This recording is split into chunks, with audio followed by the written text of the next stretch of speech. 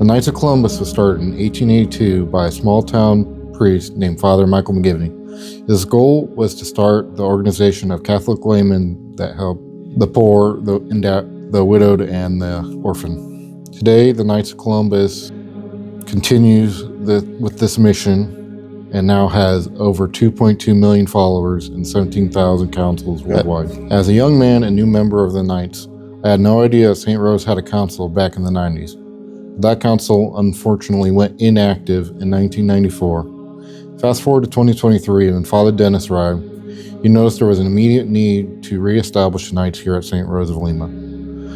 So together with a few parishioners, Father Dennis worked hard to rally the men of the church, and in December 2024, the Council 10444 was reborn.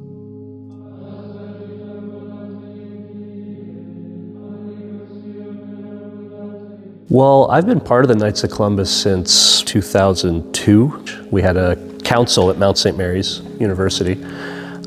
It's an organization my father was part of, and so I grew up hearing stories about how he was involved in the Knights of Columbus. He ran the softball team. The priest at the parish played on the softball team that my dad ran. So I guess I had a mental association with, like, it's a fun organization that does good things. And then every parish I've been at, St. Charles, Council 451, obviously very big and active. St. Robert's had a council, but then when I got here, we didn't have the council. So part of it was I'm just used to having Knights of Columbus. Like, who am I going to rely on? Who's my go-to guys?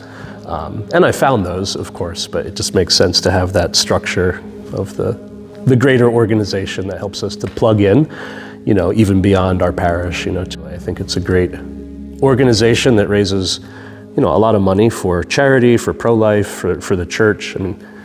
So I guess that's my personal history, where the idea came from. I was in a very bad spot spiritually, mentally. I was drained,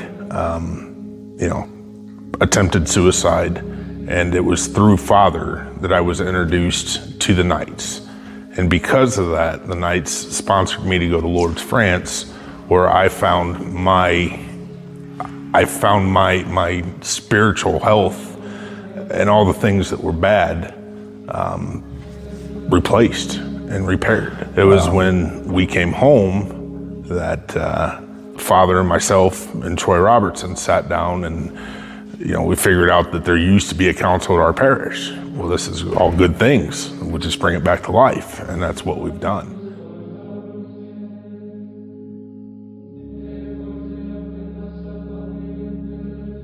So as I said at one of our first meetings when we were shooting different ideas, lots of groups do good work. The difference between us and any other group is that we have the Catholic faith. So for me, the most important is that guys learn to pray with others, learn to stand up for their faith in the public square with confidence and joy, and all the other things. Raise money for charity, that's great, but it's first and foremost a spiritual fraternity, and that's what I'd like to focus on. My goal is that every Knight of Columbus here at St. Rose becomes a saint.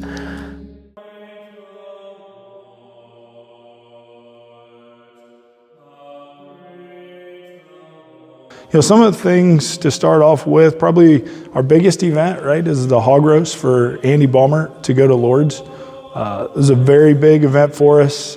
We served 660 meals and raised $13,600. So Andy had a great trip over to Lourdes. It also allowed us to have a bank of money, right, so that in the future we can continue to offer this type of service to our parishioners. We had some church renovations, so most of you probably have seen the exterior lighting, the restoration of the confessional. We removed some obsolete boiler pipe that was in the basement, and then also repaired some of the foundation. School renovations as well, the confessional, and just other various odds and ends around the school, whether it be electrical, plumbing. Community events and drives, so we have a monthly clothing drive. We have a toy drive around Christmas. We help with the Monroeville Harvest Festival. We pray at Planned Parenthood. many different community events, whether they're... We've got a good group of guys who's got a lot of knowledge and skills in different areas that makes it nice for the small parish to help get some things accomplished and stuff, you know, without having to hire it done all the time. You know, that's been great.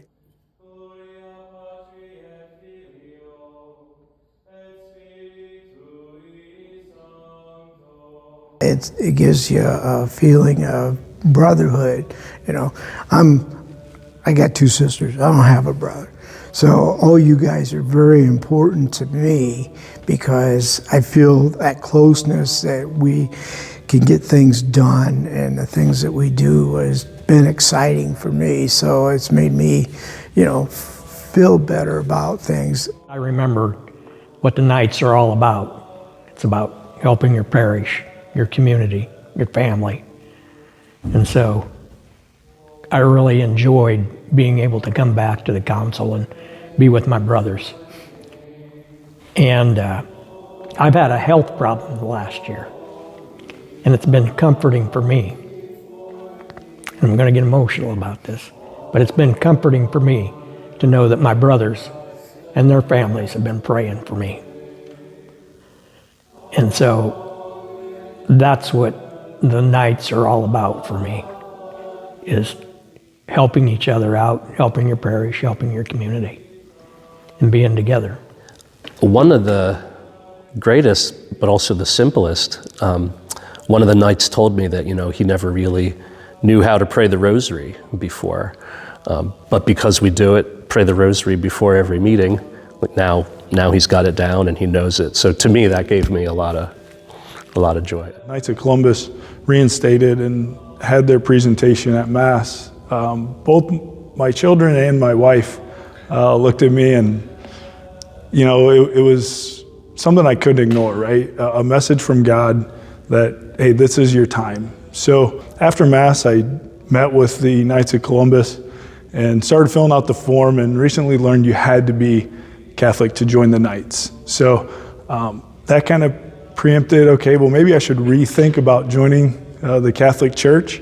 And then Brother Troy reached out to me and said, hey, let's go grab dinner. And what started out as just a normal dinner and fellowship with a friend turned into, hey, I think you should take RCIA classes, join the Catholic faith, and then ultimately, obviously, join the Knights of Columbus. So he shared his experience with me, got me in touch with Father Dennis, and the next thing you know, I was taking the weekly RCIA classes, you know, a week later.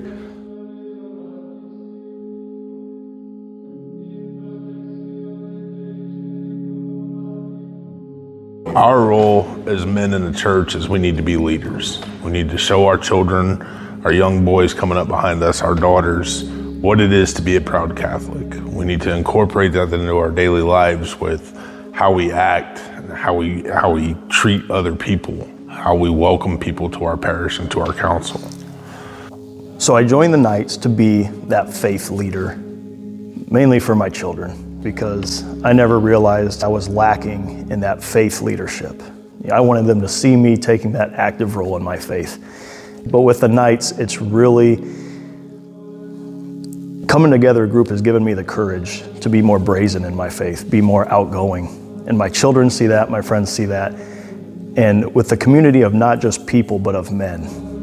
And you realize it's time to rise up as men, step up, and actually be the leader.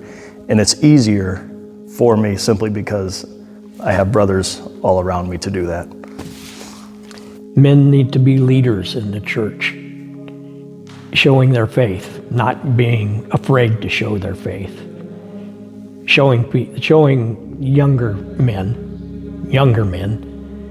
that they should be able to share their faith and to be able to not be ashamed of it, to pray with them, say the rosary with them, Holy Mary, Mother of God, to help them in their faith journey. That's what I believe men should be in the church, leaders.